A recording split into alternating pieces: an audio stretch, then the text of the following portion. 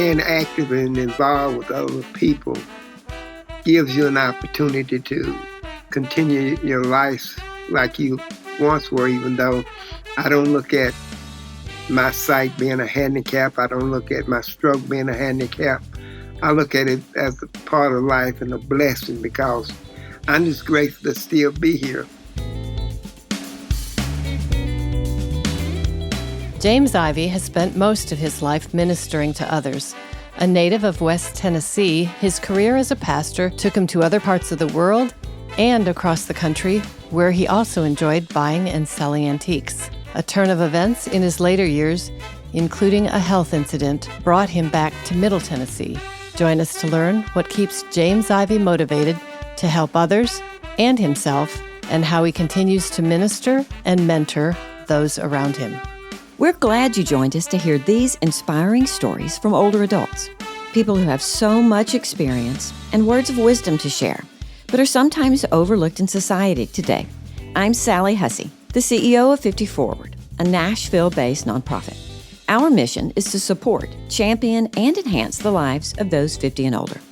And I'm Susan Sizemore, your guide through these beautiful conversations with those who are living life to the fullest and who know how to squeeze the day in their second chapter of life. Now, in my second chapter and encore career, I'm following my passion for sharing the stories of older adults with you and with the world. If you like what you hear, please rate and follow Squeeze the Day on your favorite podcast platform. Today's Squeeze the Day is brought to you by the All of Us Research Program from the National Institutes of Health. Learn how you can help change the future of health by participating in the program. Visit www.joinallofus.org to learn more.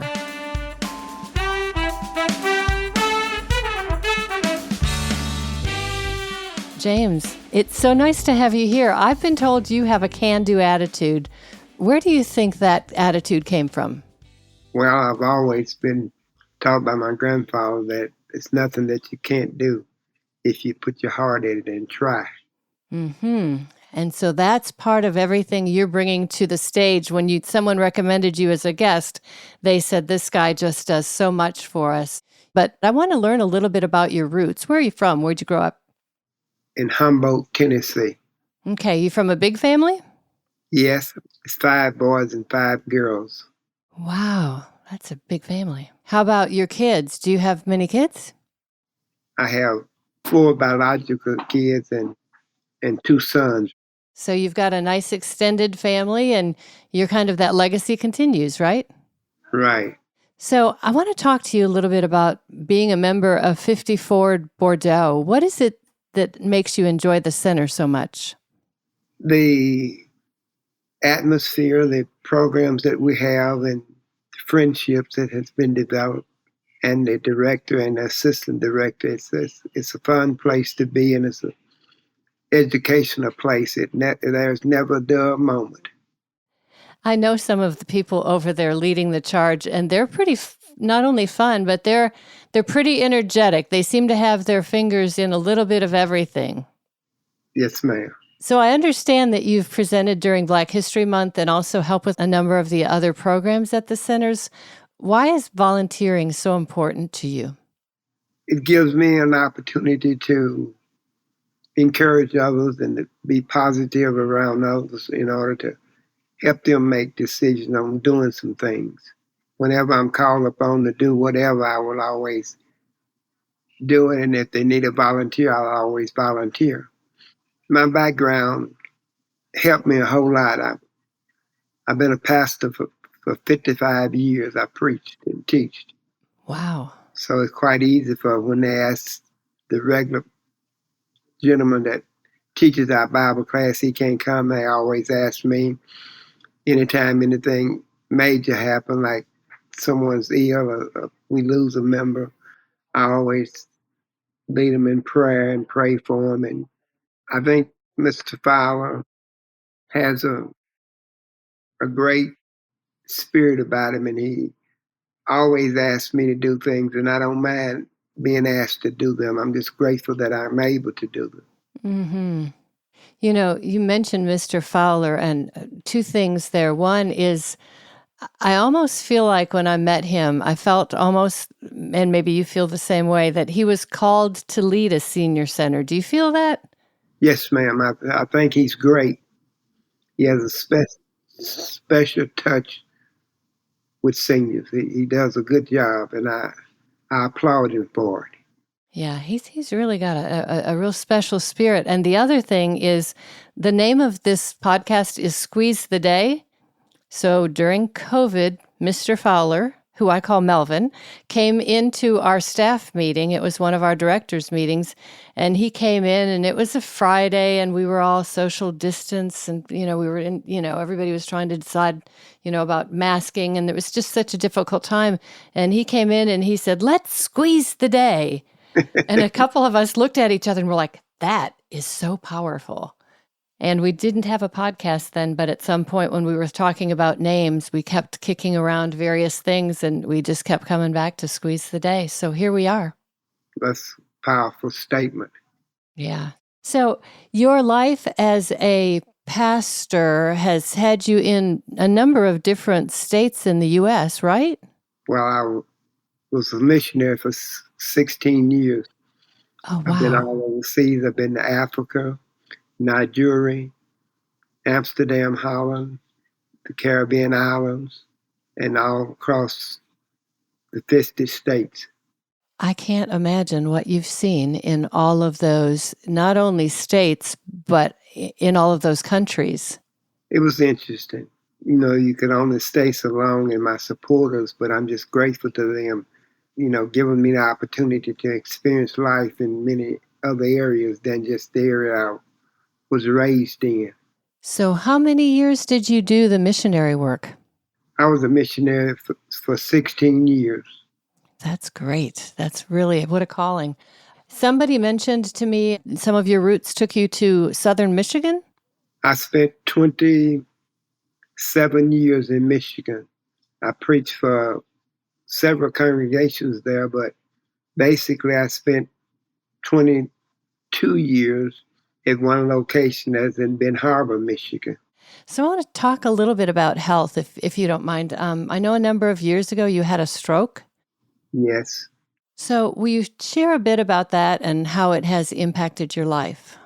It had taught me not only patience, but it taught me the importance of being watchful of your health, taking your Mm. medications like you should, and then being able to push yourself when you don't really want to. I lost my short-term memory, but I'm able to. I just kept trying, and I told my daughter, I said, just whenever they want me to do something at church, just tell them, yeah, I'll do it. And she helps me, and I try to prepare myself, and I just go on with day-to-day activities. And the more I use my memory and all, it's beginning to come back, and I'm beginning to remember Bible verses that I had learned to quote throughout the years. And I'm just excited with the way things are. I don't regret what happened. I'm just thankful to God that I'm still around to be able to assist and help in any way that I can. That's not only a beautiful story, but a powerful story for everybody listening. We all take life and probably our facilities for granted, and losing some of it and then having to gain it back, you count your blessings in a different way. Or you learn your weakness and your strong points. Mm-hmm. But I don't let it stop me. I don't see as well as I do. I've had a bout with cataract and glaucoma. So a lot of my friends and things doesn't realize it. I only have sight in one eye, but I have an eye perception, but I don't allow it to affect me. But I've been blessed because so many of my friends who know that I have a sight problem, they always helping me see that I get to my table and don't stumble over nothing. So the center, I didn't think I was going to like it when my daughter said, would you like to go to Fit to Forward? I said, what's that? She says, the place where seniors go. I said, no, I don't want to be around all those old people. But I didn't realize that it took me out of a surrounding where I was just here at home and going to church and doing. And the first day I told her I tried, I went. And when I got in, she said, "How'd you like it?" So the second day, before I got in, Melvin had called and said, Mr. Fowler had called and said, "He's mixing well." Said, "You gonna let him come back?" She said, "Well, if he want to." And I've been going ever since. I've really enjoyed it.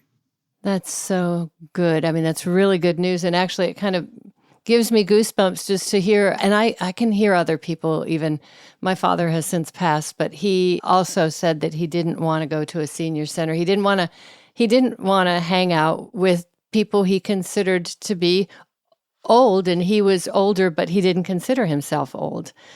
And then after a brain injury left him in a situation where we really needed him to have more engagement with people, I really realized how much interaction with people is so important to us as we age. Well, I would tell anyone, the more active you are, the better and stronger you get as an individual. Not only will you encourage others, but you'll be an encouragement to yourself. That's beautiful. That's really a strong statement.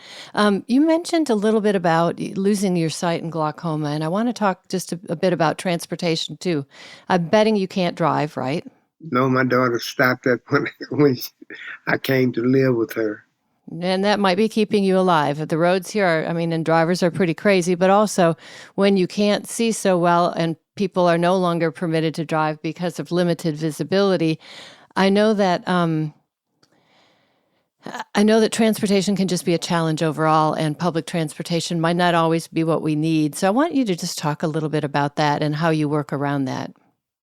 If I want to go to a place or visit someone, all I do is ask my daughter and her husband, and they will see that I get there. They take me. Then I have church friends who pick me up. Then I have a friend that drives, and she comes by and she does things to help me. And see, all of these people have entered my life through relationships that I made at church and at 50 Forward. It's just have done so much, it's hard to explain.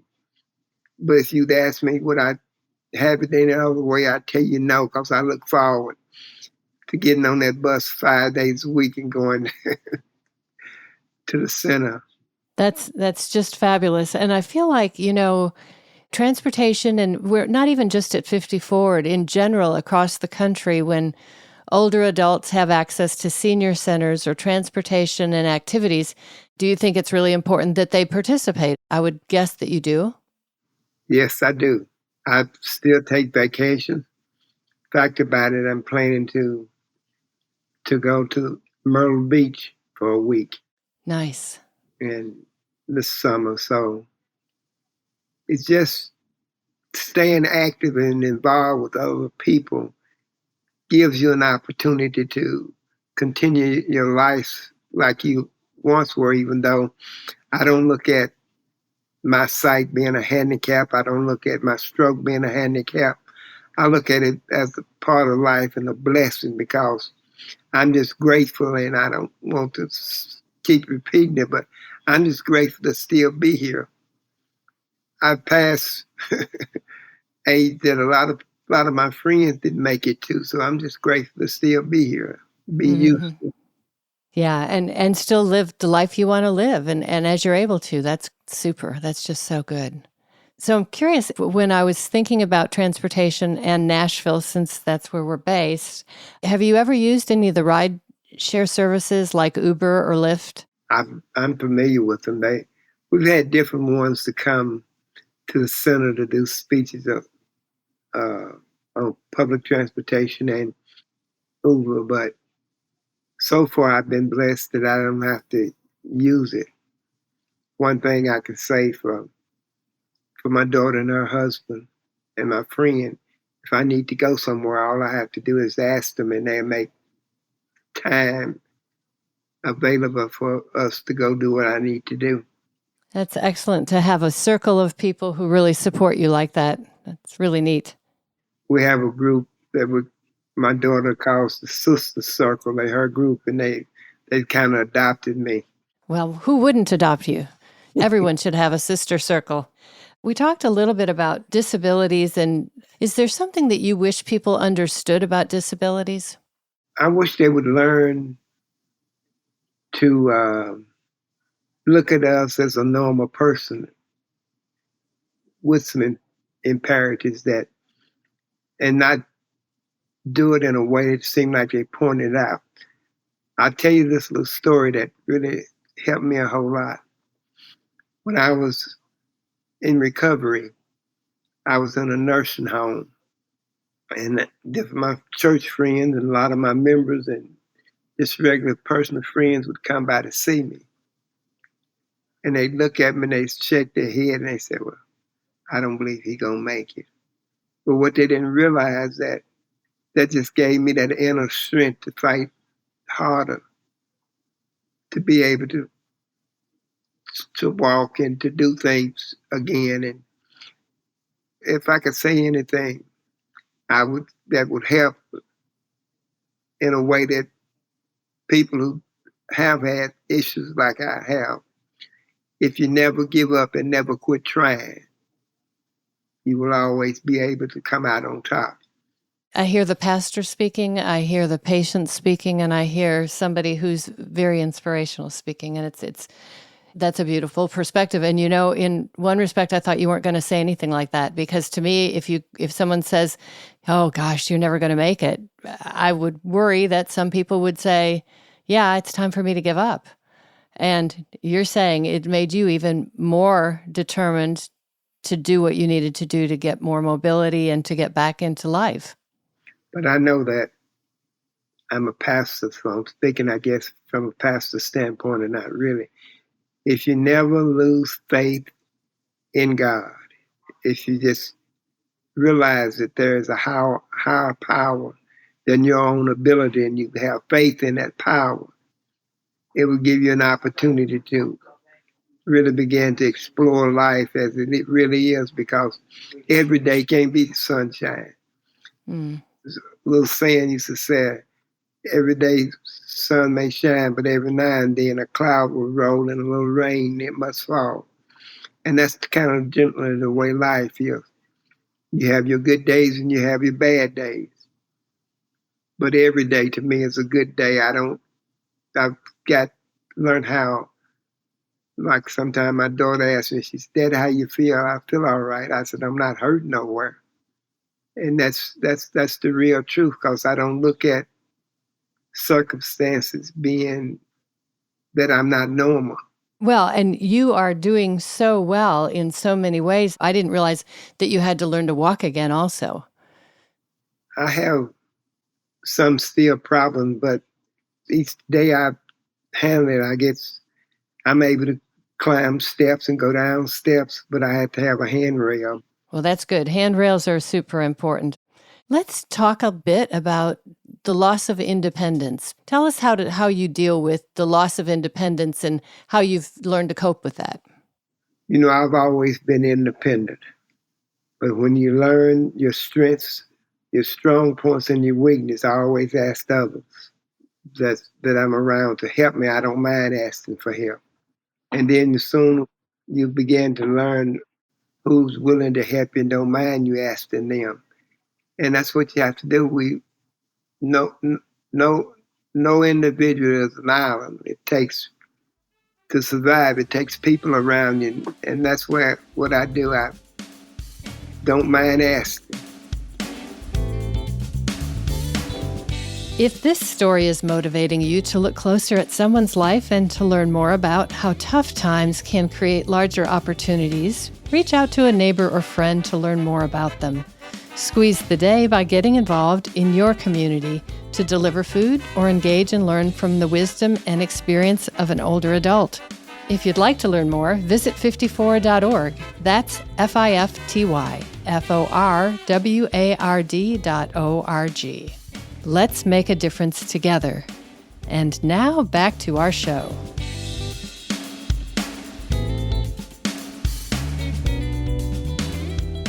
So one of our values is connecting older adults to one another and resources so they can overcome isolation and live a healthier life. I'm curious how that resonates with you and your life.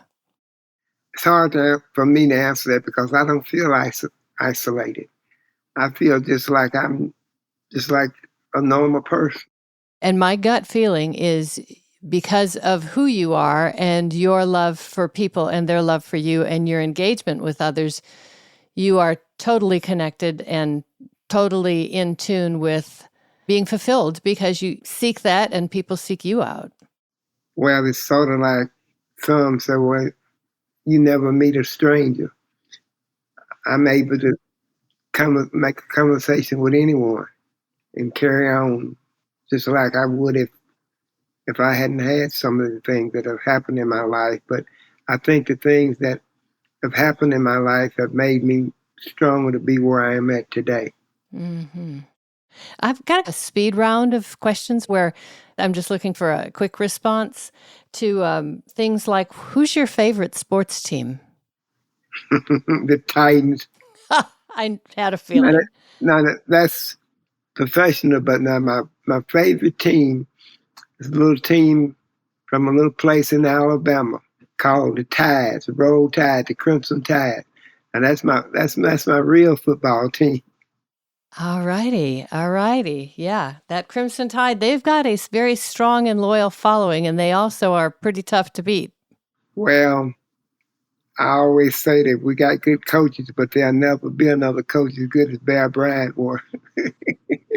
Yep. The Bear, he was a very strong leader. Yeah. How do you stay healthy and active? I'm a good eater anyway, but I'm exercise. We have a couple of days a week at 50 Forward where we have bingo exercise, then we have chair yoga, and then during the summer here in my community, in the community where I live, I walk during the summer months in the evenings after I get from the center, and then we have little activities that we bring home to do exercise with, and I practice some of those exercises. So, what would you tell your younger self? I'd say be more attentively and learn as much as I can learn. All right. I want to talk a little bit about, I understand that you not only are a mentor to your children and family, but there are a lot of other people who look up to you as a mentor. And why do you think that is? I think they like my honesty.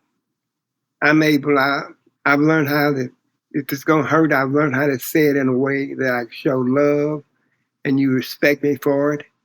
Don't always look to be everybody to agree with me, but I try to give some sound advice. And even now, here back in Tennessee, a lot of my church friends and friends that I knew that they called all the way here to ask me, what would you do in this situation or what would you do in that situation? I've always tried to be honest and give good, solid advice. But most of all, I try to live like I teach and practice. Sounds like you could charge for that advice. Maybe you could monetize that, as they say today. Well, I've always said, I said, one day I would like to write a book, and not for money, but that I can help somebody if they could just read some of the things that I've been through and how I handle situations. So like a situational guide to living. Yes, ma'am. Very cool. So here's another question I have about family support. How does strong family support in a village of people play into our lives as we age? It's very important. I mean, very, very important. That's where that circle comes in, doesn't it? That circle Yes, of ma'am. sisters? The sister circle. Yeah. I don't know where my daughter and them come up with it, but that's a good term for that circle. And I would like to challenge, especially since you're a leader like you are, sisters seem to be a little bit more that way. And I bet brothers and a circle of brothers would absolutely be helpful to some people, especially young men and women as well. Yes, it would be quite helpful because especially we need more men to get involved with the younger ones and to give them some guidance and some leadership, just like the ladies does. But seem like to me it always has been, and I shouldn't say this, so but seem like the ladies they always hands on, and men, we don't get involved in a lot of things. Yeah, it's interesting culturally the way role playing or stereotypes have kind of found themselves put in place. But there are times when I've said, why am I always expected to be the social secretary?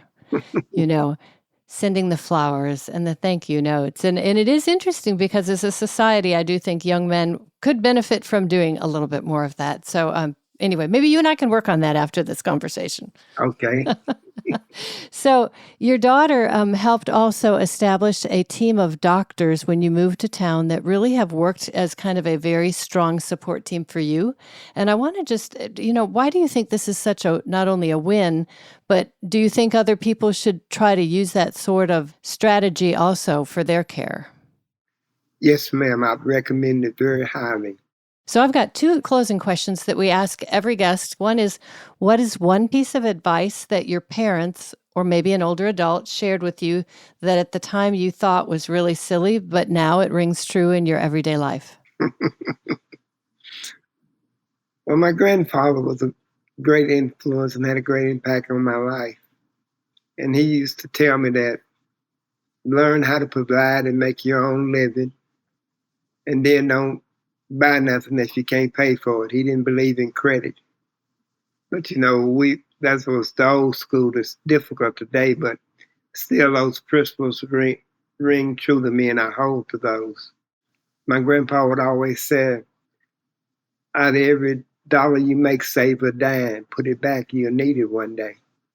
And I just believe that my upbringing, my raising was not trying to say that I came from a great family, and I do believe, I really do, that I did, but I'm not boasting about it. I think that early childhood rearing helps build basic fundamentals of a way of life for an individual. Yeah, there is probably great, great truths to that. And then I have one last question, and that is, what is it, James, that you do to squeeze the day? As much as I can. And that's the truth. I look forward to having a full day every day of my life. From the time I get up to the time I go to bed. Just get as much involvement and as much done as I can. Well, I want to thank you, James, for joining us, for sharing your inspiring story. Thank you.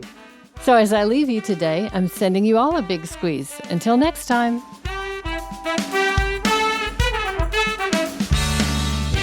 Squeeze the Day is made possible through listeners like you. If you enjoy this podcast, please help us continue to share inspiring stories of older adults and visit 54ward.org.